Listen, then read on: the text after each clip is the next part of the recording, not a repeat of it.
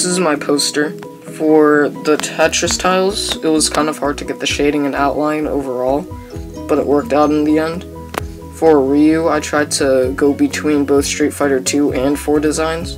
I got the regular Hadouken and the Shinku Hadouken at the top of his ears. It was really hard to get the shading for the Shinku Hadouken, and I added the Satsui no Hado from Evil Ryu and put it on the back of Ryu. For the Splatoon Inkling, it was kind of hard to get the bulging of the eyes, and I tried to add the ammunition tank to overlap with the head for a 3D effect. It worked on the poster well. And on Vault Boy, I tried to add the little outlines and the dice in the bottle cap.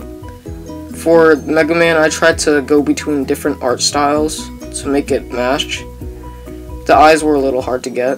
On Wispy Woods, I tried to make a really good design between all the games. It was hard to get the apples and the Gordos.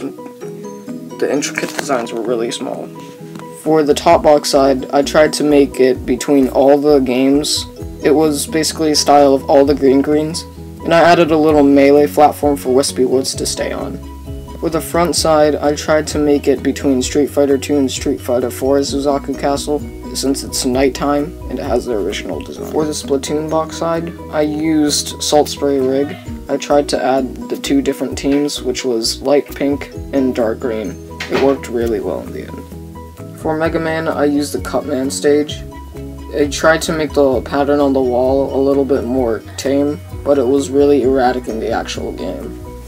For the Wonderful 101 side, I made the Deku Orochi boss with the blue outline during the first stage. For the Ryu plush, I tried to make the full figure with all the wrinkles. I thought they would appear on the poster as they were on the actual plush, but because of the material, it didn't show up that way. I had a lot of problems with the stitching, since this was basically my first time. I also made the Satsui no Hado mark, which was really hard to design, and the colors were changed a bit on the Shinku Hadouken on the back.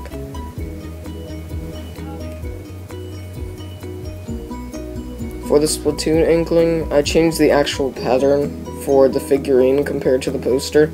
It was the original design for the clothing, so I decided to add it on there.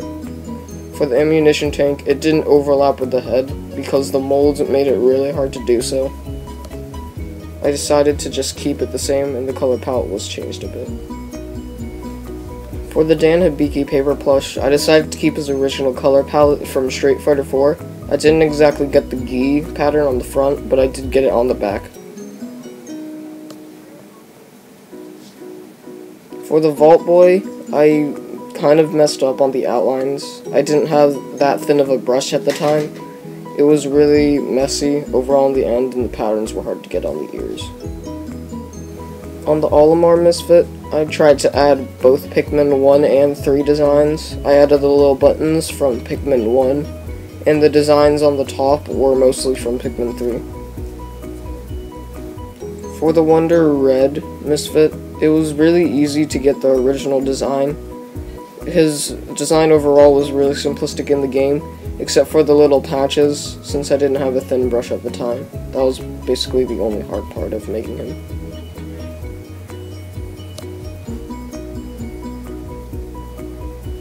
For the Dante Misfit, I used the Devil May Cry 3 with a little bit of Virgil's design added in too. I tried to make the robe to the best of my ability and the little lockets in his shirt. It worked out pretty well. On the Wispy Woods Vinylmation, it was hard to get the little designs and the exact colors. I couldn't really get the actual color palette for it because of the little limitations. The Gordos were pretty hard to get on the actual figure, and the apples were blending in with the tree color. Finally, we have Mega Man. I mixed up his eyes a little bit. I thought they would look better, and the only hard part was basically the little intricate designs.